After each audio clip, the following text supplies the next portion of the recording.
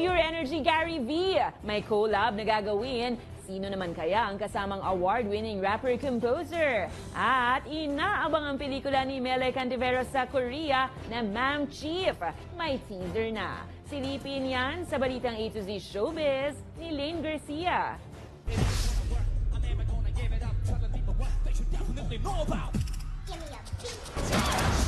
Sa kanyang energetic na hataw at galaw, siguradong lahat mapapasayaw. Yan ang nag-iisang Mr. Pure Energy na si Gary Valenciano o mas kilala bilang si Gary V. Maliban sa kanyang husay sa sayawan, nakilala rin siya bilang isang OPM icon dahil sa galing nito sa pag-awit. Kung kaya kong iwanan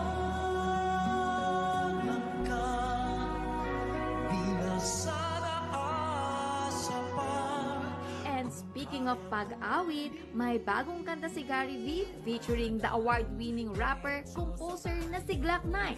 Kinumpirma yan ni Gary sa isang panayam na ang titulo ay Walang Pumapalakpak, na may kahulugang awit ka ng awit kahit walang pumapalakpak, na ayon pa kay Mr. Pure Energy ay isang very encouraging song.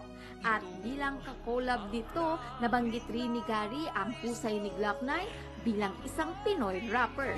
Lumuhod sa ama, tumingala ng mali na gawa mo. Baliwala ang paalam, may isang malungkot na salita, lalo na kung marami ka pang hindi nagawa. Wala pang anunsyo kung kailan mailalabas ang nasabing kanta nila ni Glock 9, ngunit nauna nang iparinig ito ni Gary sa katatapos lang na matagumpay na concert nito sa Music Museum dito lamang nakaraang Biyernes.